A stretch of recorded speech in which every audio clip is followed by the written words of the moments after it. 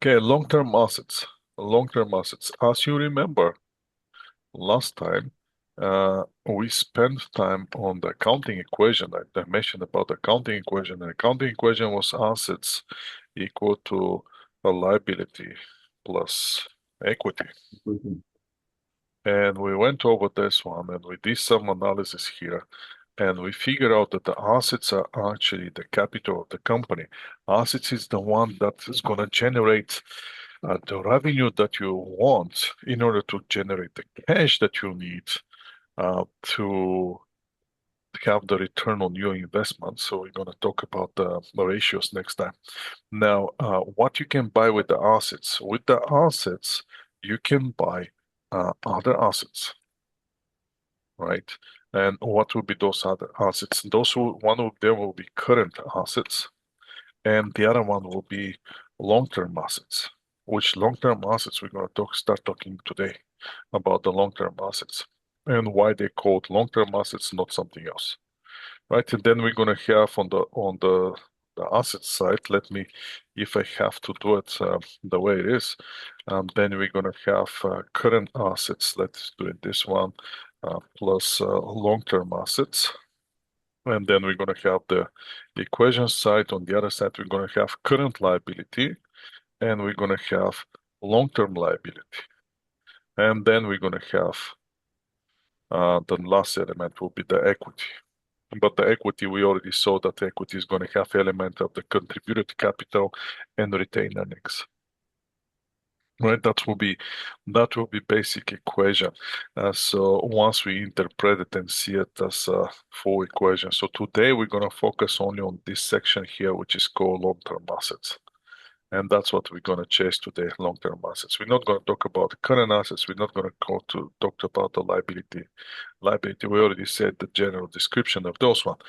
That will be the only thing that we're going to dive in from the basic accounting equation. So why do we need to go over those assets is because this is the asset that they're gonna sustain for the long period of time in the company. So we expect to have a to use them for the long period in order to generate revenue. Don't forget, in the company, we're not just buying things. We're buying things because we have objective, we have a goal. Our goal is to generate revenue.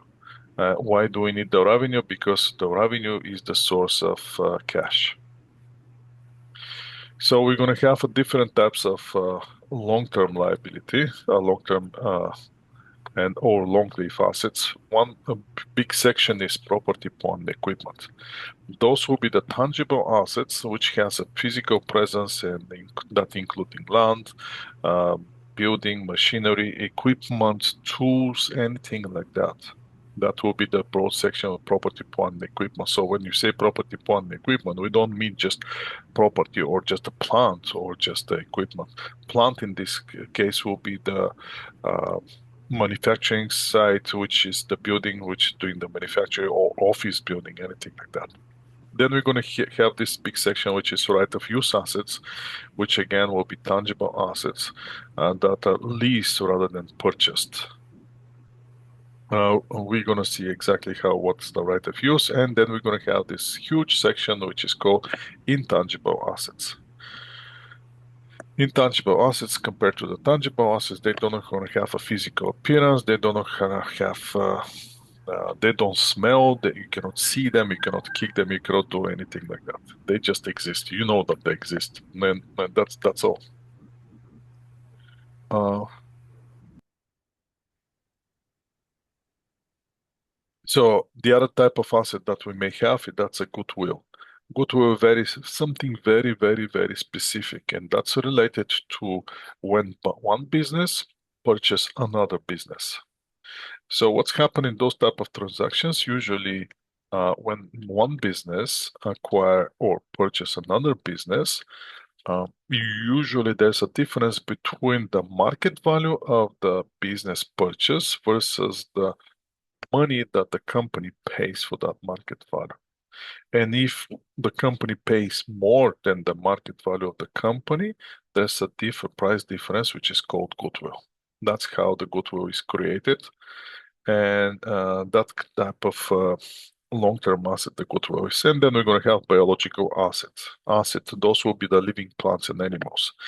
Now, as long as we want human beings to put it as a biological asset, we won't put it. Employee are not biological assets. We're talking about only living plants and animals. Now, the significance of the long-term assets is the company invest in the long-term assets to again to generate revenue, but not today. They're expecting to generate revenue over a period of time.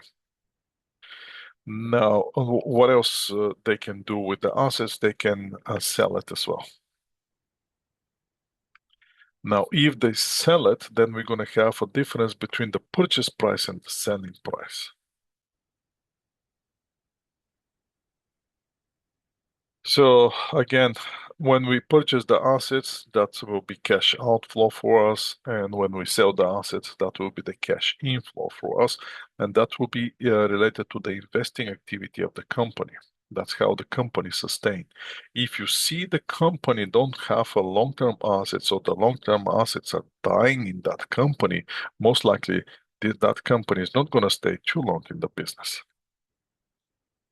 What's interesting with the assets in the long-term assets, they're subject to depreciation and amortizations. How we gonna differentiate what is depreciation, what's amortization?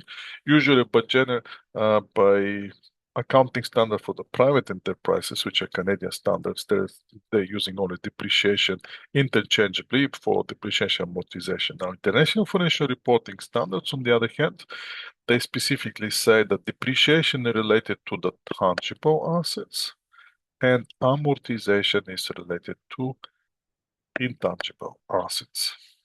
Again, I'm not going to chase you for this. That's too much for this point. So again, on the cycle of the company cycle of the business, from the operating activity, which we said is the most important activity, which is the activity that actually generates revenue and related expenses to that revenue. The next one is the investing activity. Investing, don't forget, people invest only and only when they have excess of cash. So in order to invest, you have to have available cash. Yes, you can invest in the other type of assets, not only uh, property, plant, and equipment or intangible assets. But again, you're investing with the objective to generate further revenue. Now let's see what kind of type of assets we're going to have. We go on the property, plant, equipment. Now, every asset that we generate, that we purchase, we're going to represent. We expecting to have to get the future benefits of that asset. You're not buying laptop just because you like the cover of the laptop. You're buying laptop to take a future economic benefits of that laptop, and we're going to use it to generate revenue through the sales of product and services. So one option is if you are very good, let's say, of creating a websites, you can buy a decent laptop and start use it for the generation of the services for potential clients which want you to develop the website. And through the sales, by using the laptop, you're going to get the benefits of that laptop. The other thing is you can sell the laptop if you're not longer using for any purposes. Under the International Financial Reporting Standards, there are two valuation models here. We can use the cost model and we can use a revaluation model. We're going to see now in a second what's the cost model. Cost model is asset reflecting the carrying amount on the statement of financial position. So what will be the carrying amount? Carrying amount will be the original cost less accumulated depreciation and accumulated impairment loss. So what that means is when we start using the asset, that asset's gonna start depreciate. And that depreciation of the asset is going to be our only and only expense related to the revenue that that asset generate. Makes sense? So now I'm using the laptop to create a website, but I need expenses. Otherwise, I'm going to end up paying only taxes if I have only revenue, no expenses. But the fact that I'm using the laptop give me an opportunity to expense some of the cost of that laptop to match the revenue that I'm generating from creating the website. So that for that reason, once I start depreciating the asset, I'm going to keep that amount. I'm going to start accumulating it until reach the amount of the laptop. Then I can say I fully use this laptop. There's nothing more to amortize. And as long as the difference between the original cost and accumulated depreciation, we're going to have a carrying amount. Now, the carrying amount doesn't represent what's the market value of the asset. That's something different. And accumulated depreciation in this case is contra account. We can say it's a contra account or contra kind of element towards the asset. So always going to be asset minus the accumulated depreciation. Also, it's called companion account. One without the other cannot exist. How exactly those one work? We always going to have, if let's say our equipment is the laptop, we have the original cost of the laptop. And once we start using the laptop, we're going to show some accumulated depreciation. And that accumulated depreciation is going to offset some of the cost. So the carrying amount will be the original cost of the asset or laptop or equipment or machinery or printer, and accumulated depreciation for that asset. It's going to give us the carrying amount. Now the question is, in order to get this carrying amount, we need to find two things. We need to find first the cost, and then we're going to find the depreciation. Let's start with the cost. What's the cost? How can we get the cost?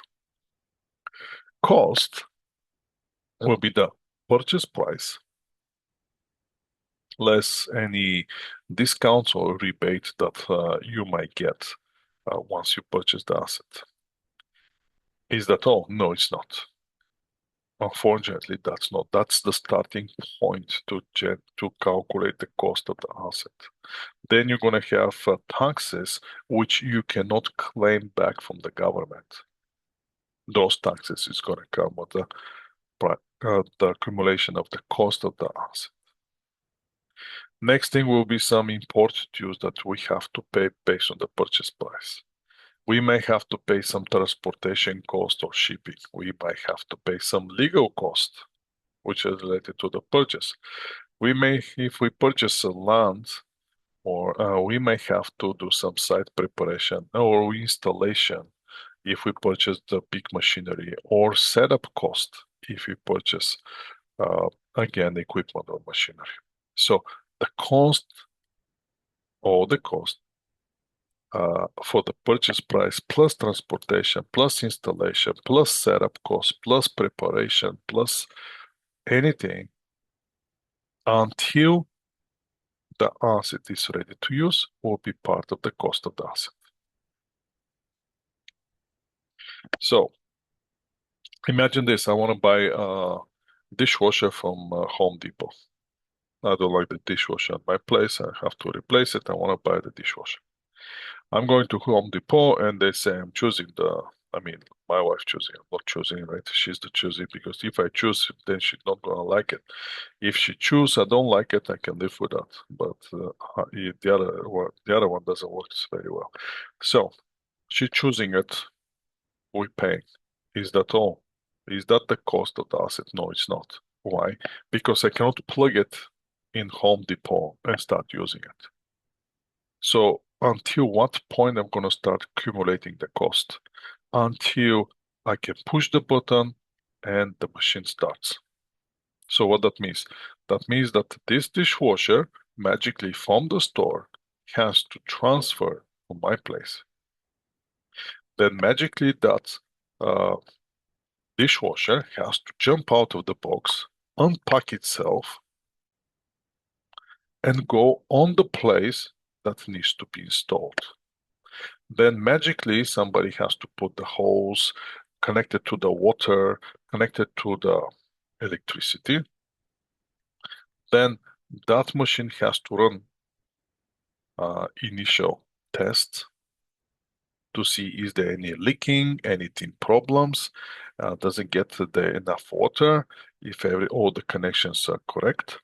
And once somebody says you can start using it, that's where the cost accumulation of the cost of the asset stop.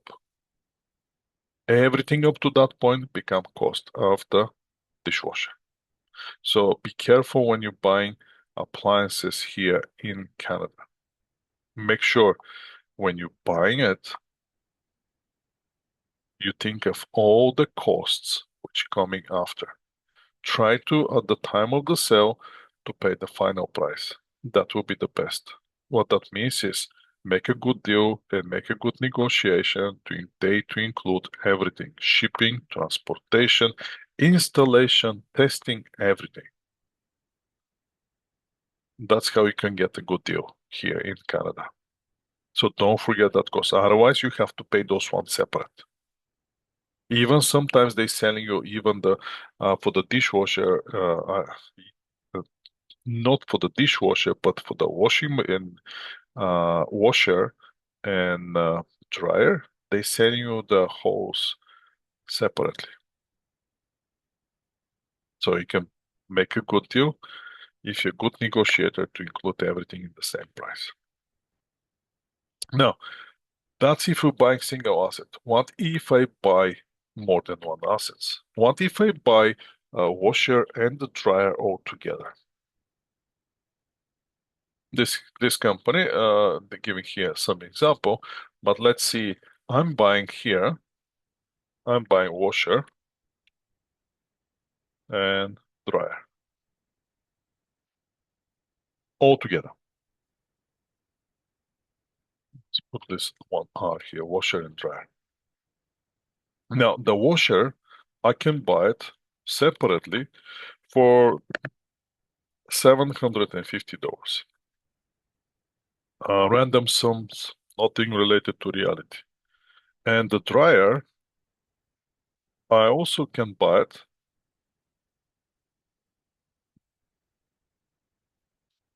separately for, let's say, another $750. So if I buy them separately, I have to pay $1,500. However, I make a good deal with the seller and I purchase both for as a bundle together for $1,100 both.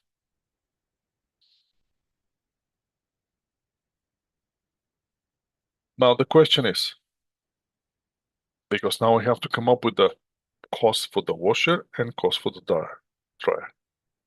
How much should, from those that they pay 1,100, how much I should allocate to the washer and how much should I allocate to the dryer? The way I see it, I choose example where the washer and dryer have the same amount. So what we're gonna do? We're gonna get the original amount, which I can buy at 750 plus 750, and that's gonna give me the total amount $1,500. And then I'm gonna express washer as a percentage and dryer as a percentage. So that will be 750 divided by 1,500 two times. So all that's gonna be 0.5, or simply it's gonna be 50% of the price, 50% of the cost is gonna be for the washer. So now how much I pay? I pay 1,100. So how much I have to allocate to the dryer? Time 50%. and that's going to be equal to $550. And the rest is going to go to the dryer. So if I have to come up with the cost for the washer and the dryer from the amount that I pay for both of them altogether, 550 is going to be allocated to the washer, and another 550 is going to be allocated to the dryer. And that's total is going to give me the amount that they paid, which is $1,100. That's how we are allocating the cost if we purchase lump sum with lump sum more than one assets. We're using the proportional method. That's called proportional method. When you combine the cost, see the total cost, and then start looking for the percentage of one and the other. So let's see this example here. Now we can go with the example. Assume that the company purchased new warehouse for $2.4 million. As part of the purchase, it acquired land that the warehouse was suited on, warehouse building, and some fence around the property, and some storage racks. They even purchased more than one, two, three, four. So the company, in this case, they had appraisal completed on the time of the purchase.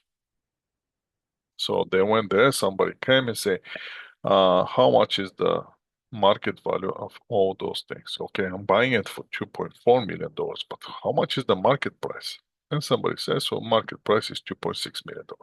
Now I have a difference of $200,000.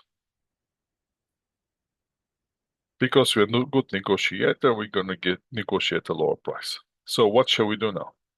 Well, we're getting the fair value. I'm gonna get this one. I'm gonna move to Excel spreadsheet. You're gonna see probably through this course, I kind of like the Excel because gives you ability you to do the things rather than watching the slides and wondering from where these numbers come from. So let me open the Excel. I'm gonna share my screen. I'm gonna show you how the allocation is done.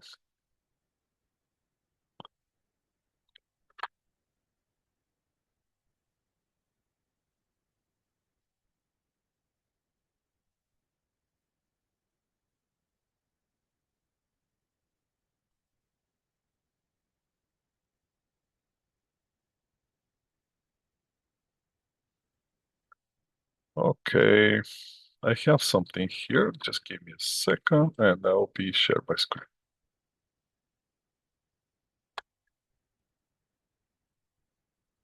Before we do this, let's get rid of this. Let's get rid of this. Let's get rid of this.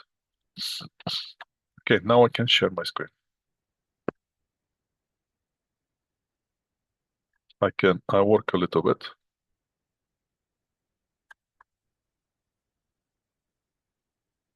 Not this one. Why I'm sharing this chat? No, I want to share the Excel spreadsheet that I just created. Here we go. Now I'm sharing the Excel spreadsheet.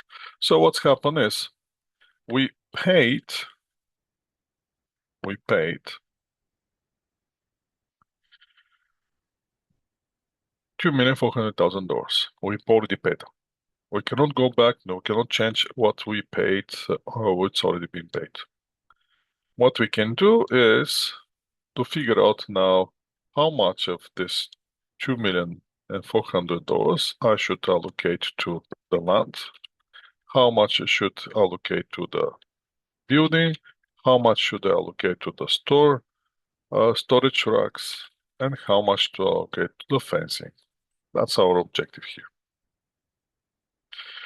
So what I know, somebody came and say, you know what, land, the fair market value or the current market value of the land is that much, building that much, storage rack that much, fencing that much. Okay, and the total value in this case, let's see how much is the total.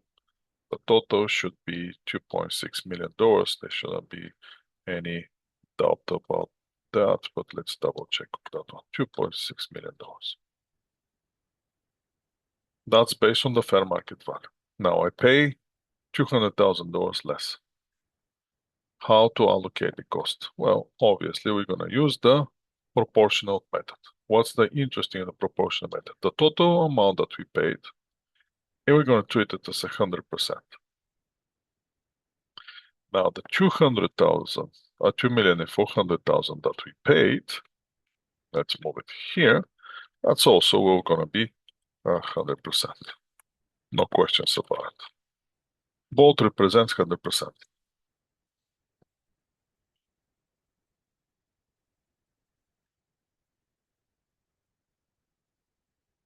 Okay, we have this. What else we know? How much is the fair value of the first one?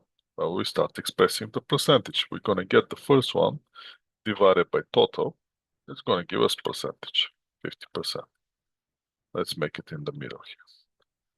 What else? The next one, building. Okay, building is as a percentage going to be this one divided by same amount, 35%. Next one, 260 divided by 2,060, 10%, and the last one should be only 5%, 630 divided by 2,600,000, 5%. So if we calculate all together, that's 100%. Our calculation is right. What we're going to do now, we're going to get those percentages, copy, and I'm going to paste it right here as a percentage. Now I have the percentages. What's my total? Well, that's my total. My total is the amount that I paid. So what I have to do now, I have to find out how much is the 50% out of the amount that I paid. And that's going to go to the land.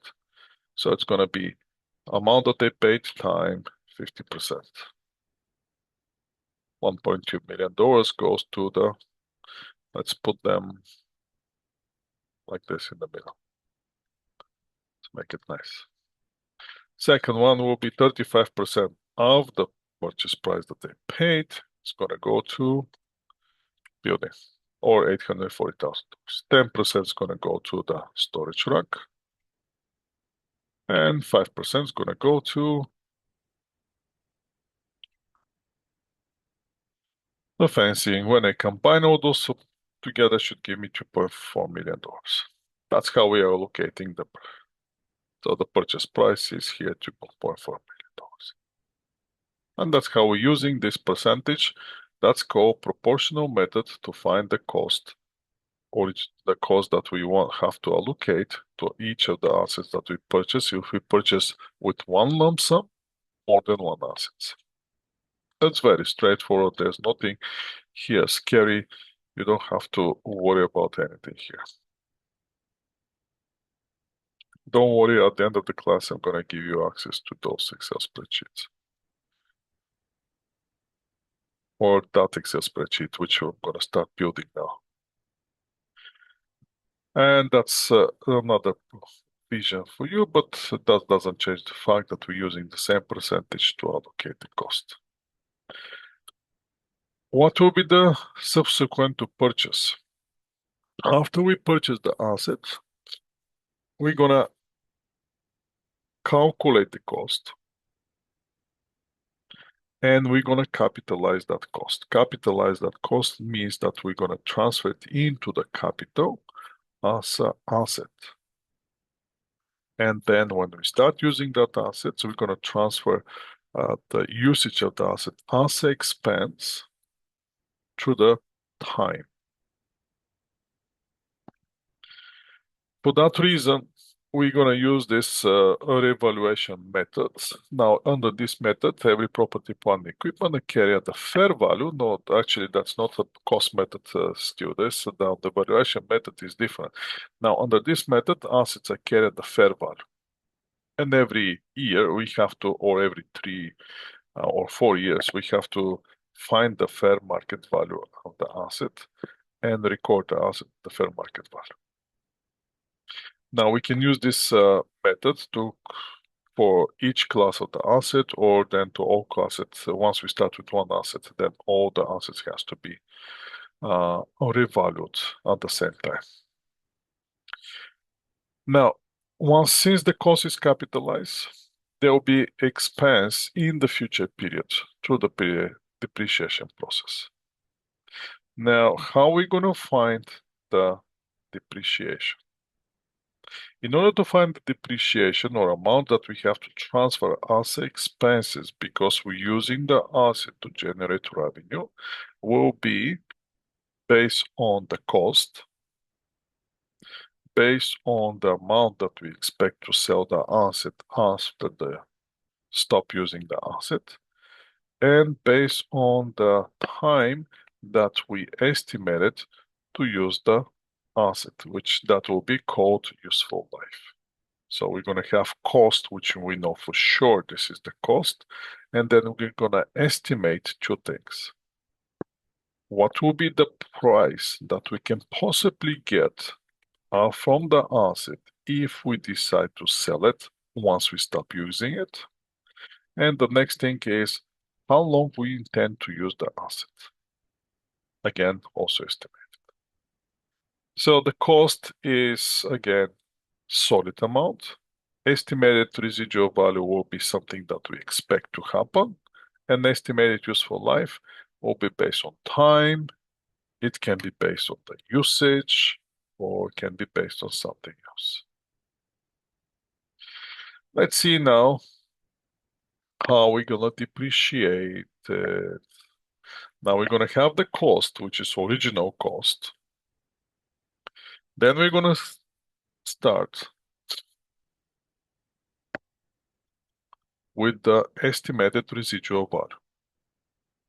Once we deduct from the cost, here we can say that that will be the cost that we paid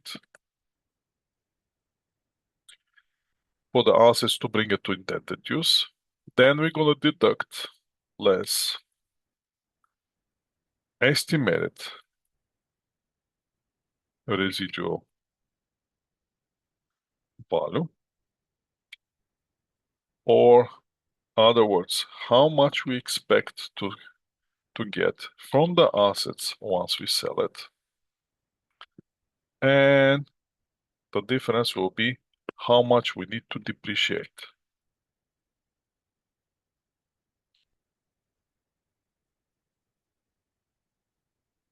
That's how we're getting this depreciable amount.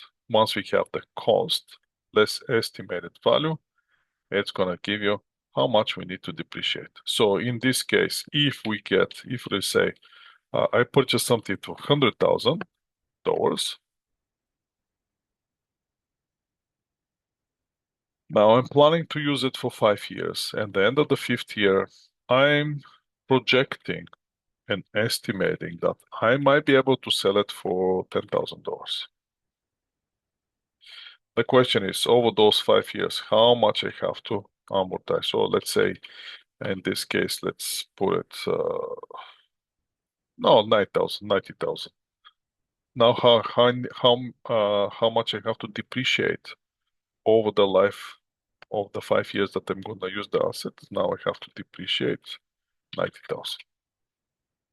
And since I'm going to use the asset over 5 years,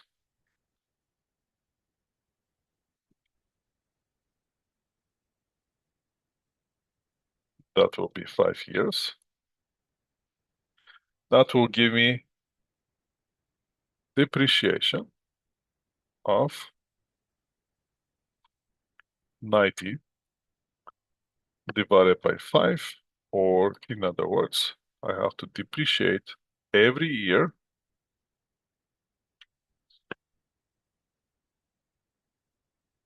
$18,000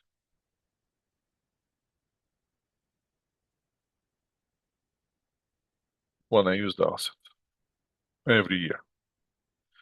Now the question is, what's going to happen if I use the assets every month? How much do I have to show the depreciation every month? Yeah, we can show depreciation over every month. That will be per year. How much will be per month? Well, if the $18,000 is per year,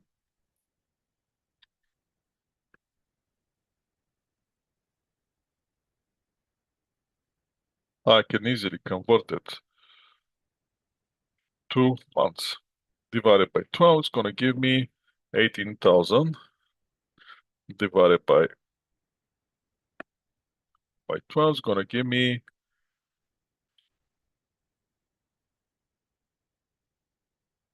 $1,500 per month. 10 months, 15, and another 2 months, 3,000, that's 18,000 per month. And that's the deepest that we're gonna go. So again, in order to get the depreciable amount, we have to get the cost. We're gonna deduct the estimated amount that we can get at the end of the usage of the machine, at the end of the useful life, which in this case is 5 years, and we're gonna see how much we have to depreciate. And once I know how much I have to depreciate, if I'm simply using the years, I'm gonna go the amount that they have to depreciate over the years. I'm gonna give me how much I have to depreciate every year. If I have to depreciate per month, I can easily calculate per month. Now, depreciation method, there are three common depreciation methods. The one that I show you here is the simplest one. Straight line depreciation method. What means straight line? That doesn't change. Year after year stays the same. Month after month stays the same. Over 5 months, I'm only going to depreciate $1,500 and that's it. The other one will be unit of production. If we purchase the machinery that can produce some products, we're going to see how many products this machine can produce over the 5 years and every single year. Or it can be uh, a vehicle that's going to be driven, and that vehicle is going to give us, we can use this vehicle for 100,000 kilometers. We're going to see how much we have to depreciate over depreciable amount over 100,000 kilometers. So that means every kilometer that we pass, we're going to transfer that amount, and that's it. The other one is diminish or declining balance method, which we're going to see. Now, what's the difference between one and the other? First one will be straight line method. That's not going to change. It's going to stay a straight line because it's the same amount month after month after month after month stays the same. The other one based on the usage, if we're driving the car less, we're going to have less depreciation. If we're driving more, it's going to be more depreciation. And the last one is the diminishing or declining balance. In the beginning, we're going to have a high amortization and later depreciation, sorry, and then that's later years we're gonna have less and less and less. Now the interesting thing is it doesn't matter which method we're gonna use. Both methods is gonna bring us to the same point.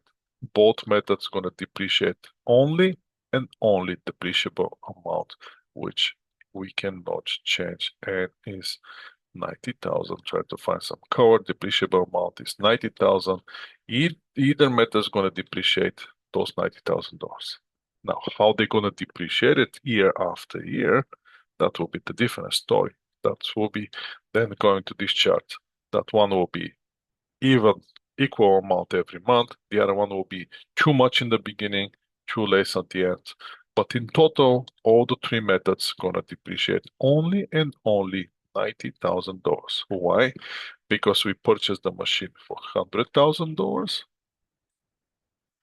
and we expect to sell this machine for $10,000. That's why we're gonna depreciate only and only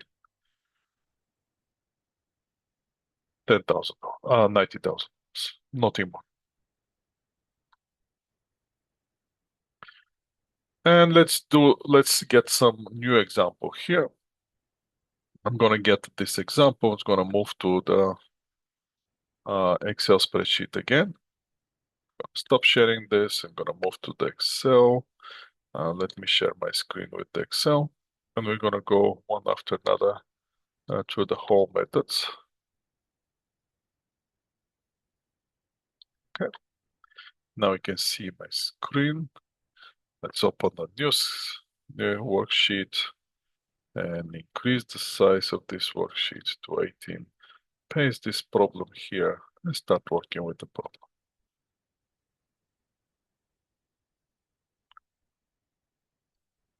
So the company buy equipment for $50,000. Management determined that the equipment has useful life of 5 years with the estimated residual value of $5,000. Company has December 31st year end. So what's going to happen first? We have to find the cost of the machine. Equipment in this case.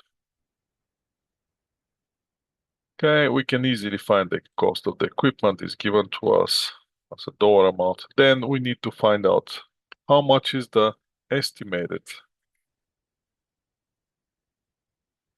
residual value. Once we get the estimated residual value, we're gonna see that will be less. Here, let's put here less. So you always remember that you have to deduct that residual value, and then you're gonna see the depreciable amount.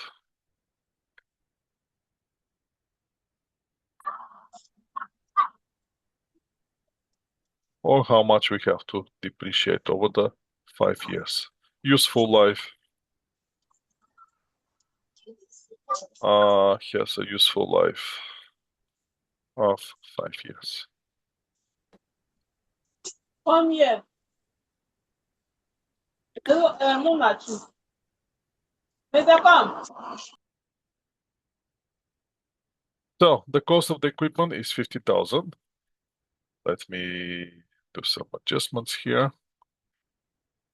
50,000 is the cost of the machine. We expect at the end of the 5th year to sell it for 5,000. So we can depreciate only and only the amount of 45,000. 50 minus 5,000. Since we're using the machine for 5 years, depreciation per year will be 55,000 divided by 5. Again, depreciation per year. If you have to go per month, you're just using 12 months here. And we have depreciation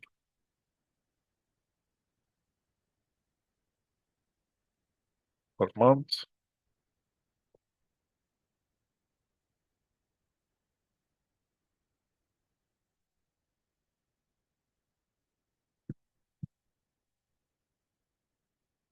And that depreciation per month will be 9,000 divided by 12 months, and we're going to have $750 per month if we have to go per month. Now, from the slides, I'm going to go quickly to the slides. And we're going to use first assumption is to use the straight line method.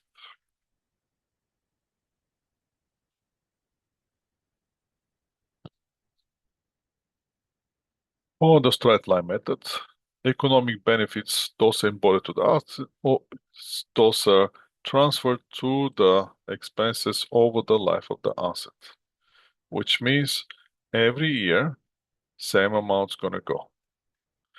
Let's go here, straight line method.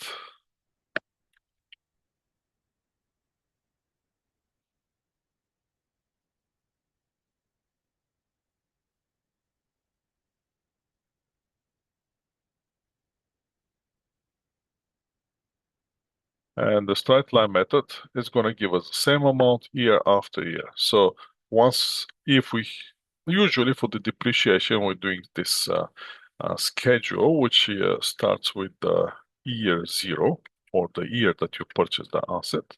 And then you're going to go year 1, year 2, all the way to year 5. Then we're going to have, in the beginning, we're going to have the balance. Then we're going to have going to start opening those one. We're going to have a depreciation per year.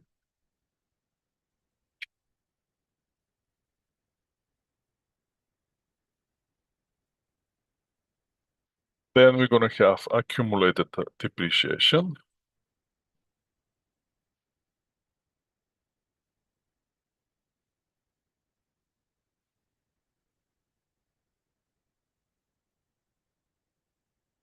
Next thing that we're going to have, balance.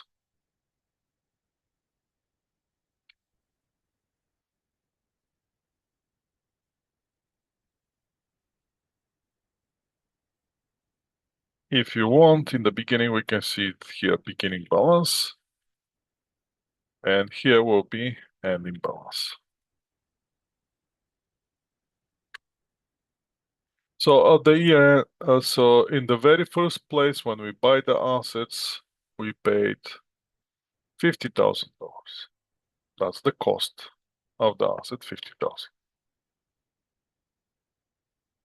Let's, I'm gonna move those one to this kind of numbers. So we start the first year in the very beginning, 50,000. Let me see what they purchased the asset on January 1st, 2004. So we have 2024, and then we're gonna have 2025, 2025. If you want this way, we can go this way on to 2020. How much is the depreciation per year? We already know how much depreciation we have to do per year, and our depreciation per year is gonna be exactly $9,000. So I can easily transfer this number from all the way here. And then beginning balance gonna be equal to the ending balance. So $9,000 depreciation per year. Accumulated depreciation is gonna match the depreciation. Now the balance that I'm gonna have, it will be my carrying balance, which is the beginning balance minus the depreciation for the year. So my balance is gonna be 41,000. What's my objective? My objective is at the end of the fifth year, my balance here to be $5,000. I'm gonna move it aside and we're gonna check if that's gonna happen. If we're deducting every year 9,000, 9,000, 9,000. So the next year, what's gonna happen? Next year we're starting with 41,000. Depreciation will be again exactly the same, which is per year. So in that case, I can draw it here, 9,000. My accumulated depreciation will be the first year plus the second year depreciation, or 18,000. And my balance here is gonna be the beginning balance or ending balance from the previous year minus the depreciation for the current year, or 32,000.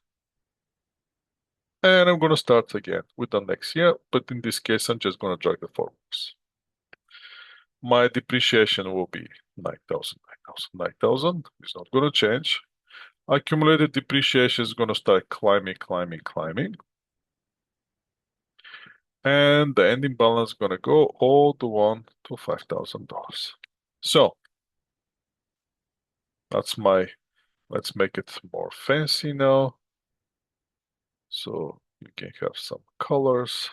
So that will be the simple amortization schedule for the straight line method depreciation. Starting with again with the beginning balance, and that balance start moving down until reach the objective, which objective is to be equal to the residual value, which residual value is $5,000. That's our objective. And during the life, we have to depreciate the amount that we calculating here, the depreciable amount, which is $45,000. How are we going to achieve that? When we depreciating every year the amount that we calculated, 9,000 per month.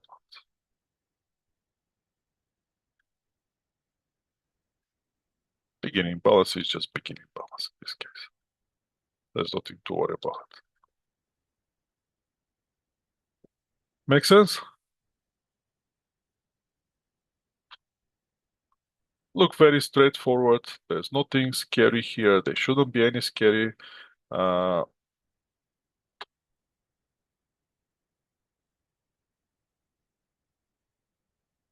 And that's Prof, just, yes, please, may I ask a question? yes, Um, please. the useful life, is it a constant for In the this topic? so since it's estimated, so let's put it here as estimated, Okay, well, because I didn't see anything about useful life for 5 years right in the question. here. There is. So it says the useful life of 5 years, Oh, okay, okay. right? Thank you. So the question usually is going to give you that useful life. So you don't have to worry about the useful life or uh, wondering from where that's going to come. Always going to come in the question. Question is going to tell you about the useful life. Now, that's a good question. Can the useful life change? Yes, it can change. Later on, you can reduce it. But if you reduce it, you have to adjust the schedule, right? But don't forget, even if you reduce the useful life at the end, you have to have $5,000 left. So one way or another, you can come up with the calculation, how to do this, how to make adjustment to bring it down to 5,000. Now let's go to this is the straight line method.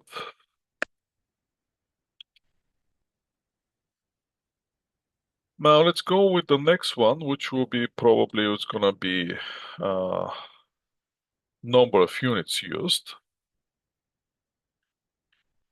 And for the number of units used, I'm gonna transfer the information which they give us.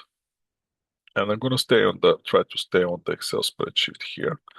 So again, we have this, the main question is this.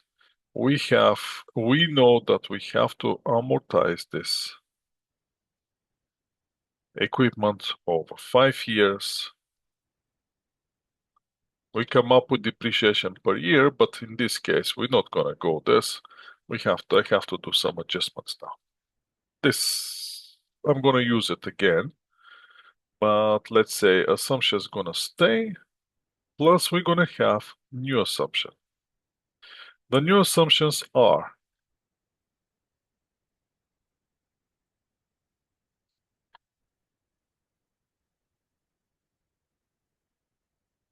the new assumptions are yes, this machine is going to be used 5 years, no questions about it. But the total units estimated units that we can produce are 22,500,000. That brings the question, how much is the depreciation per unit? And again, we're going to get the amount that we have to depreciate divided by number of the units. And that means every time when we produce 1 unit, we have to transfer $2 as depreciation expense.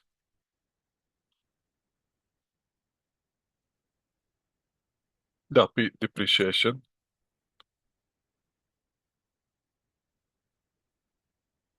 per unit. And now we have to prepare our schedule. How are we going to prepare our schedule? We can build on this schedule or we can start it from scratch. Let's start from scratch because I want you to see the logic here. That will be unit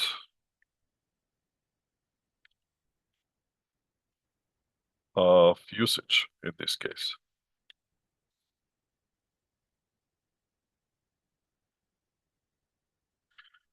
So again, we're going to start with the years. First, we're going to have the very, very first year, which there's nothing, we're just using as a balance to get the calculation going. Then we're going to have year one, year two, and keep going all the way to year five. First year is obviously 2024. Then we're going to have 2025, and then we're going to drag it all the way to get to 2028. First column will be our beginning balance.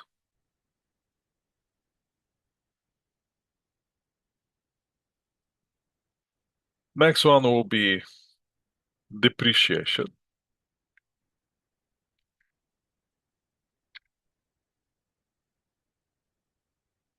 In this case will be per unit.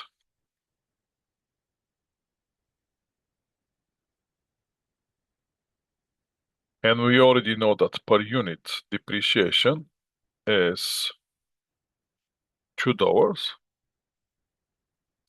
Then we're gonna go with the units produced.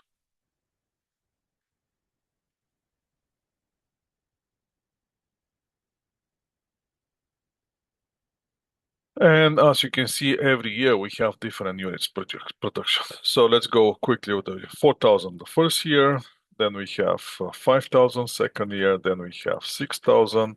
Those units will be given in the question, you don't have to worry about it. And the last one is the 3,000 units. Now, when we combine it, what we expect to see, I expect to see that the total is exactly 22,500 units. That's my objective. Then we're gonna have depreciation per year or depreciation expense.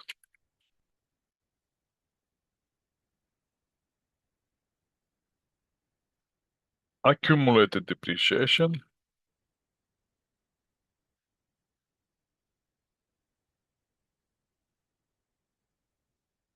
And the last column will be ending balance.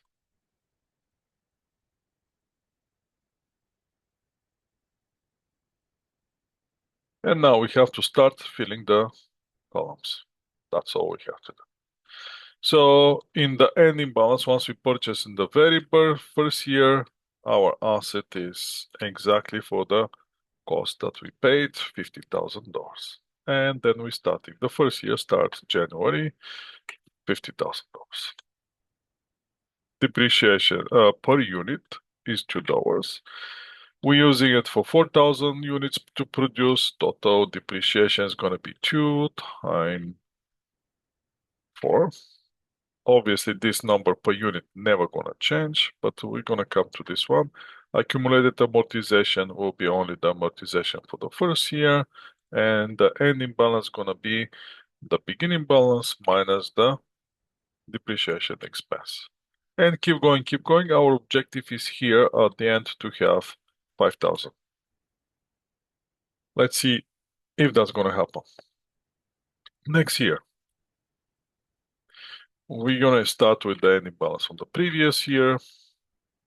That price never going to change, always going to stay $2 per unit. Then we're going to get the formula for the usage based on the units produced.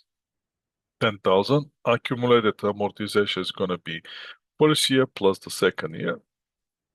And the ending balance is going to be previous year minus the current year depreciation expense. And we're going to have 32. Now, if I drag the formula, I should be okay. Let's see if that's going to happen. That to give you my depreciation.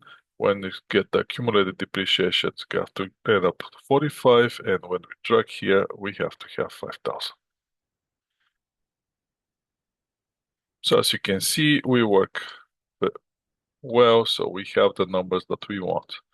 So let's highlight our chart again. And the beginning balance is the beginning. Let's go with here. Let's highlight the beginning balance and that kind of, so that's our beginning balance.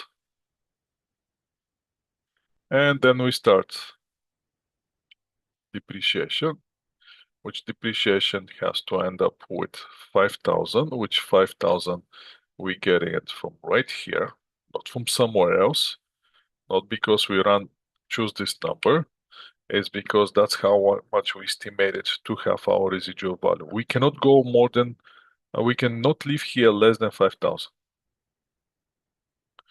Depreciation is gonna be exactly the depreciation that we have to deduct based on the numbers that we have here.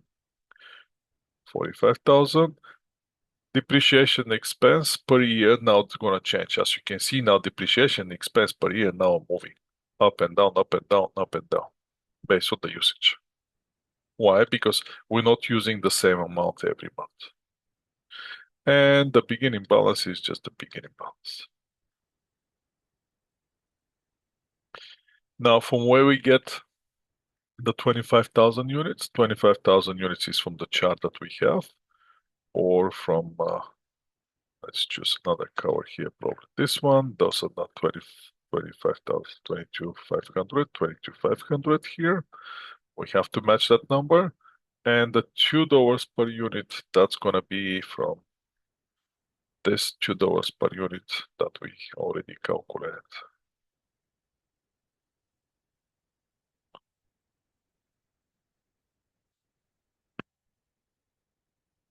And that will be units of usage.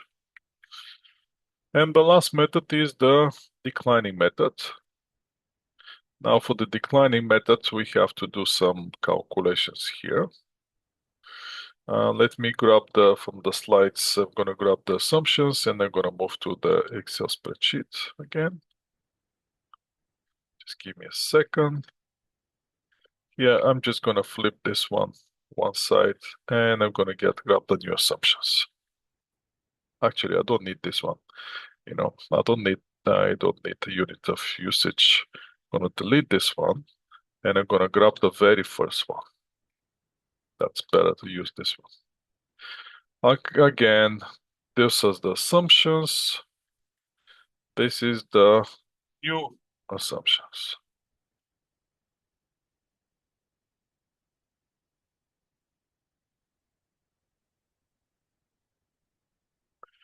I'm gonna delete those one and we can start from scratch.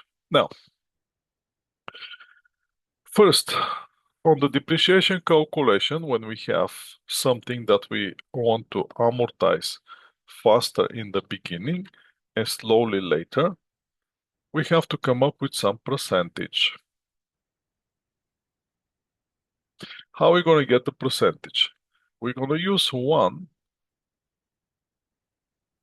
and we're going to use the useful life as a denominator. So that's what we're going to do in reality, but that's how I'm going to post it right here.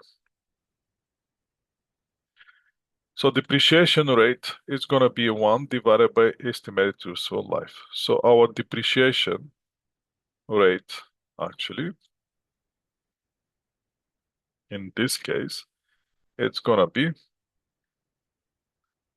again, 1 divided by 5 years, or it's going to be 20%.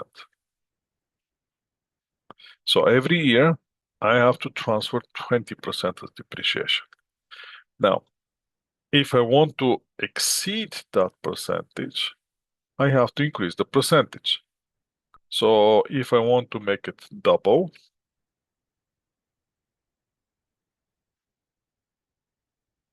means 2, my depreciation rate in this case will be original depreciation rate times 2, or it's going to be 40%. If I want to make it triple,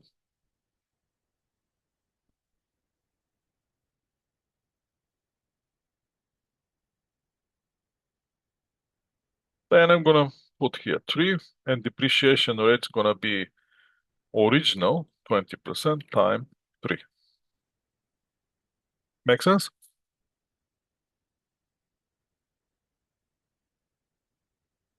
And then I'm going to start applying the percentage. Now, I'm going to stay with this example with the triple. You have it on the slides with double. I want to make it triple so I can see more drastic kind of that will be declining method. A little bit more drastic exercise.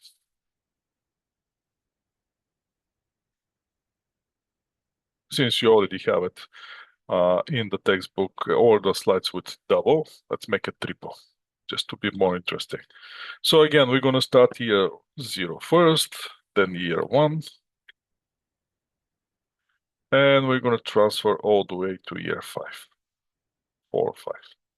And that will be 2024, 2025, and all the way to 2028. Then we're going to have the beginning balance.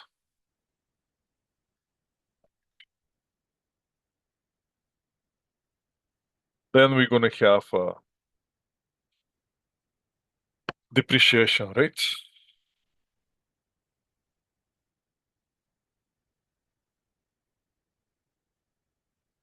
which we already know how much is going to be.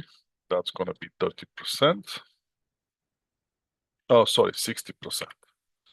Correction, 60% is going to be my depreciation rate. And it's going to stay 60 all the way to the end. Then we're going to have depreciation expense.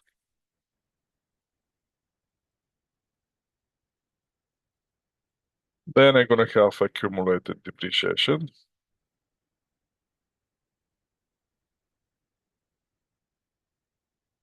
And then I'm going to have ending balance.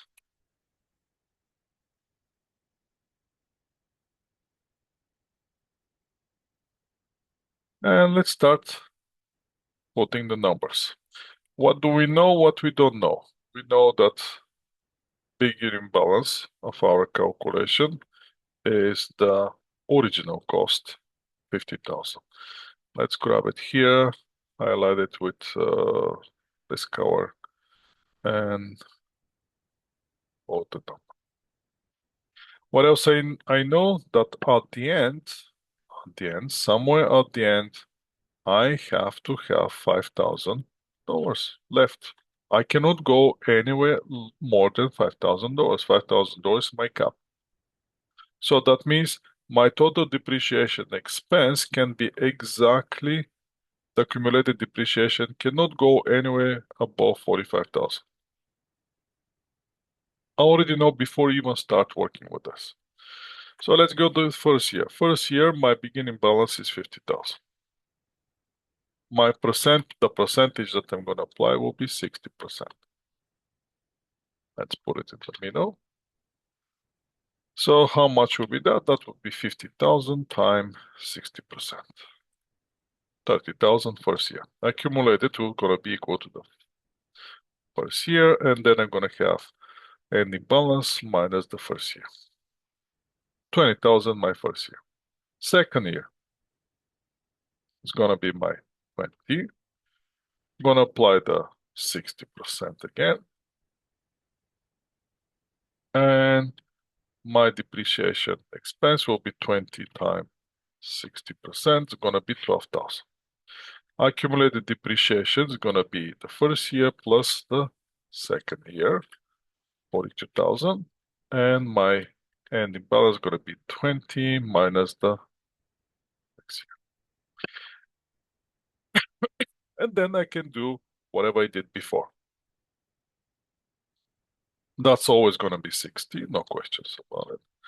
Now that depreciation expense is gonna go this. Now this one's gonna go like this.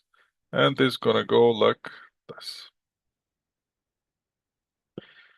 Now, when I look the numbers, what we can see, we have a problem. We depreciated more. If we leave it on the calculation, we depreciate it more. I cannot go, my ending balance cannot go anywhere below 5,000. So what I have to do at this point? At some point, I have to say enough depreciation. When I'm gonna say enough on the year that I'm seeing that I'm start exceeding the accumulated depreciation 45. So what should I do? Well, very simple. Formula tells me to deduct this amount based on the 60%. But I'm telling the formula, you know what? Very good formula, but I want here to be 45,000. Why? Because that's the most I can depreciate. Then if I want here 45,000, how much should be my depreciation here? It cannot be more than 3,000. And that's how I'm going to get ending balance 5,000. Next year, no depreciation. Next year, no depreciation. So again, on the year that you see that depreciation calculation start exceeding your objective, which objective is you to reach 45,000. This is the column in which we're reaching 45,000. I cannot go anywhere more than that. This is my cap, 45,000. Once I see this, I'm saying to the calculation, I don't need you anymore. Because if I keep relying on the calculation, you're still gonna add something. I don't want that. I want here to be 45. That's it. That's my maximum. So in order to be 45, I have to adjust the last year. Since it's 42, to go to 45, I need only 3,000. And that's how I'm reaching the next objective, which the next objective is to have balance of 5,000.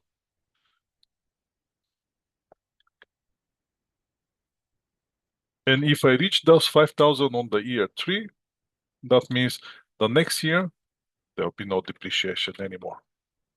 Next year, no depreciation. I already reached my objective 5,000 at the year 3. Can we do this in reality? Absolutely. What kind of asset that should be? Should be some highly level sensitive technology equipment, which technology dies very fast. So now what we can do in this case, we can get and calculate the depreciation expenses per year. On the first method, if I have to grab it and post it here, let's make it bigger so you can see it like this. If I get the straight line method, I have to grab it again. Sorry, too many worksheets. Let's delete this one and leave it this one.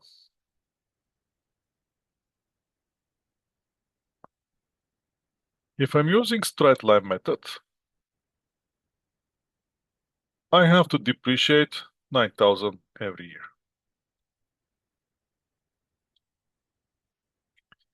If I use unit of measure, let's move this one here. If I use unit of measure, my depreciation expense per year is gonna be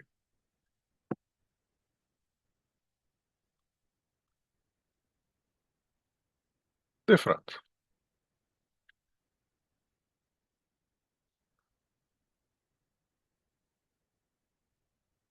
And if I use the declining method, my depreciation expense again will be different.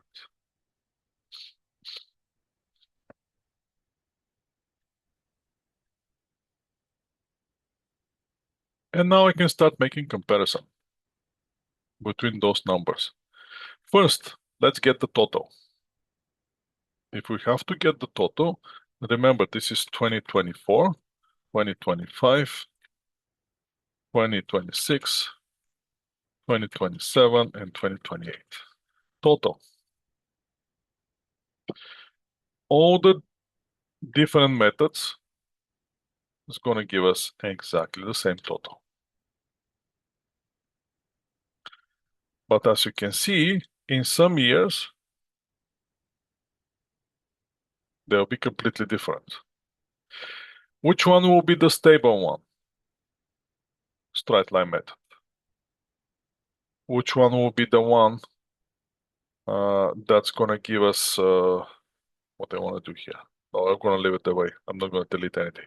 Which one's going to give us the highest depreciation the first year? Declining method. Which one is going to give us the lowest depreciation the last 2 years? Declining method. Which one's going to give us the lowest depreciation the first year? Unit of measure. And now that's how we're making comparison. Make sense?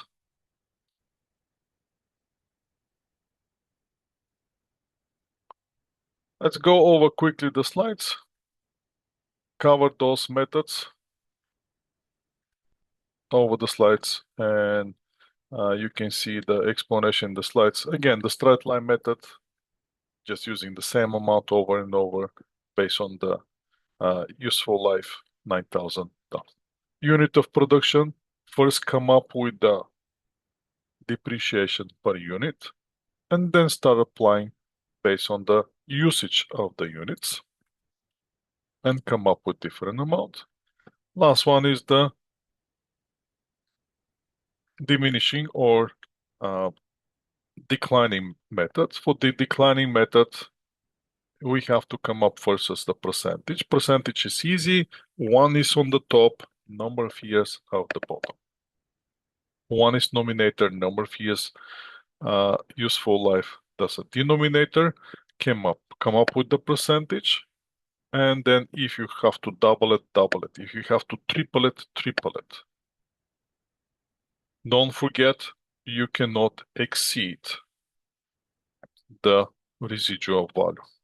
That's why I show you with the triple declining, here with the double declining. In the very last year, when you see that based on the formula, your amortization expense, total accumulated amortization become more than $45,000 or the ending carrying amount be getting less than 5,000, you say, okay, formula, good job up to this point. I don't need you anymore. From now, I can do the calculation myself.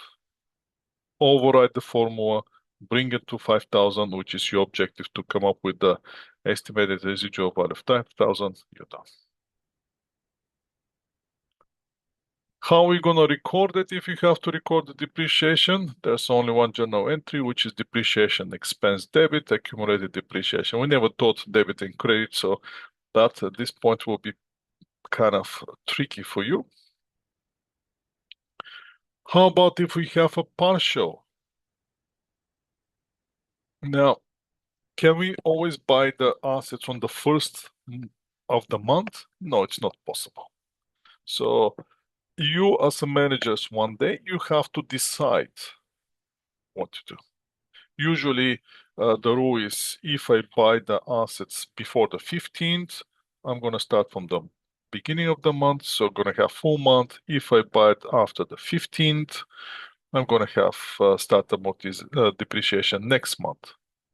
I usually what I do in my practice is once I buy the asset, the first month when I bought the asset, I'm not recording depreciation. I'm starting depreciation from the next full month. It's up to you. Whatever you decide as a manager is always going to be correct.